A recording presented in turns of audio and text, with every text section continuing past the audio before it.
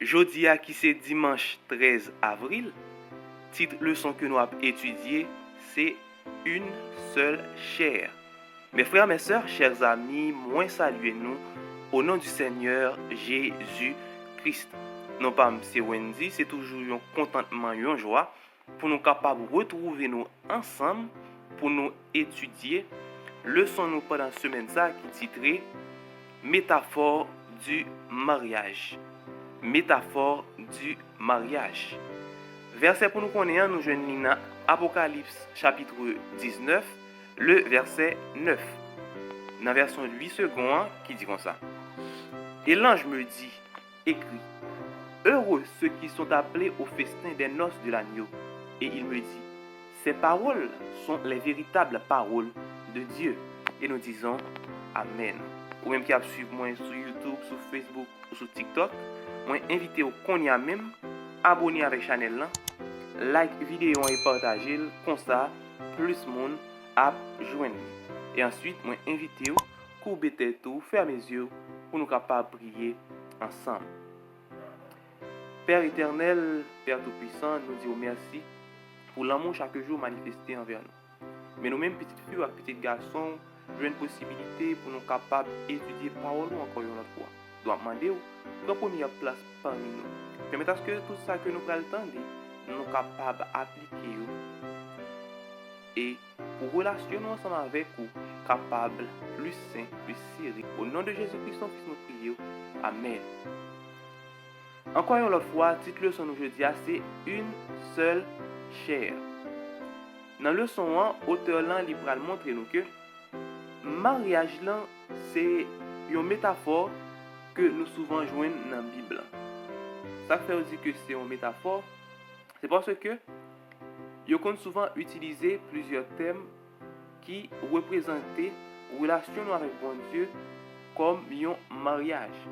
Ça fait l'auteur dit peu de métaphores bibliques soulignent aussi puissamment l'intimité que Dieu désire avec la race humaine que celle du mariage.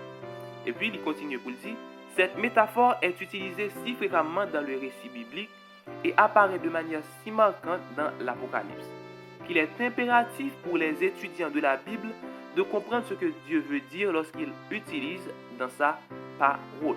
Eh bien, nous allons voir que dans toute Bible et dans les livres prophétiques comme le livre de l'Apocalypse, nous souvent voyons terme ça li répété qui c'est relation que bon Dieu li gagne avec l'église li comme mariage, comme une alliance que li gagne ensemble avec peuple. Ça fait lorsque nous-mêmes nous étudier la Bible, nous supposons comprendre lorsque terme ça li utilisé qui c'est mariage là. Mariage là, lorsque nous comprenons, il y a permis à ce que nous sommes capables d'aborder prophétie de l'autre gens et comme ça nous pourrons comprendre la relation que bon Dieu gagne avec le peuple puis bien.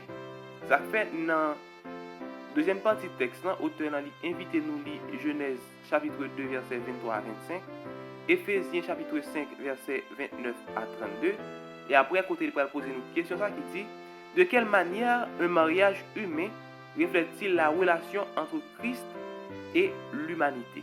Dans quelle façon que nous-mêmes en tant qu'être humain nous sommes mariés, il est capable de refléter la relation nous ensemble avec bon Dieu. Nous allons lire verset ensemble et après nous allons commenter sur eux. Genèse chapitre 2 verset 23 à 25. Qui ça dit? Et l'homme dit, voici cette fois celle qui est os de mes os et chair de ma chair, on l'appellera femme, parce qu'elle a été prise de l'homme. Verset 24. C'est pourquoi l'homme quittera son père et sa mère et s'attachera à sa femme, et ils deviendront une seule chair. Verset 25. L'homme et sa femme étaient tous deux nus, et ils n'en avaient point honte. Amen. Et maintenant, Éphésiens chapitre 5, verset 29 à 32. Qui ça dit? C'est ainsi que les maris doivent aimer leur femme comme leur propre corps. Celui qui aime sa femme s'aime lui-même. Verset 29. Car jamais personne n'a haï sa propre chair, mais il la nourrit et en prend soin, comme Christ le fait pour l'Église. Verset 30. Parce que nous sommes membres de son corps. Verset 31. C'est pourquoi l'homme quittera son père et sa mère et s'attachera à sa femme, et les deux deviendront une seule chair. Là, nous allons voir que l'apôtre Paul illustré dans Éphésiens, même bagarre avec Moïse dans le livre de la Genèse, qui c'est un lien inséparable qui est entre filles avec garçons dans le lien du mariage. Ça qui fait, nous avons gagné une discussion qui t'a gagné entre pharisiens avec Jésus dans Matthieu chapitre 19. Ça fait auteur dit, lors d'une occasion où Jésus parlait aux pharisiens, il cita le récit de la Genèse sur le mariage d'Adam et Ève, auquel les pharisiens réagirent rapidement en posant la question suivante. Pourquoi donc, lui dirent-ils, Moïse a-t-il prescrit de donner à la femme une lettre de divorce et de la répudier? Eh bien, lorsque Jésus a parlé avec foule pour lui dire que, eh bien, on monde ou pas supposé divorcer avec madame parce que li infidèle. Eh bien, pharisien d'après dit que, mais qui ça Moïse te dit? Moïse te dit que, immédiatement que madame ou li infidèle, eh bien, ou supposé capable de divorcer ensemble avec lui. Eh bien, là, yo te voulait opposer ensemble avec parole bon Dieu pour faire comprendre que li par contre sa parole bon Dieu, li est tout bon vrai. Eh bien, Jésus d'après dit que, si toutefois nous divorcions ensemble avec lui, qu'on y a li al prend l'autre monde li marié ensemble avec lui, et qu'on y a nous une cause li capable de tomber dans adultère parce que parole bon Dieu, loi bon Dieu, li pas d'accord ça que relait le divorce. C'est ça qui fait lorsque nous te lisons dans Genèse chapitre 2 et Éphésiens chapitre 5, il va dire que les deux deviendront une seule chair. Ça qui unit deux mondes, c'est le mariage. Et lien ça qui unit, c'est un lien qui est éternel, qui pas ta supposé jamais briser. Tout ça que ou joindre ou ta supposé capable supporter une façon pour que vous capable toujours rester dans le plan que bon Dieu t'a institué dès la création. Ça fait alliance qui gagne dans le mariage que nous connaissons en tant qu'être humain, c'est lui-même qui gagne entre bon Dieu avec l'humanité. Pour ça que bon Dieu et li subit, pour ça que nous fait bon Dieu, eh bien, li pas jamais suspend, prend soin nous, li pas jamais suspend, ben nous ça que nous-mêmes nous besoin. Et dans Matthieu chapitre 6, nous allons voir que dans la prière que il t'a montré pour nous capables de faire, il t'a dit que faut que nous capables lorsque nous avons prié, demander bon Dieu pour lui capable de nous le pain quotidien. Bon Dieu, il connaît que nous gagnons besoin de manger. Il connaît que nous gagnons besoin de rad.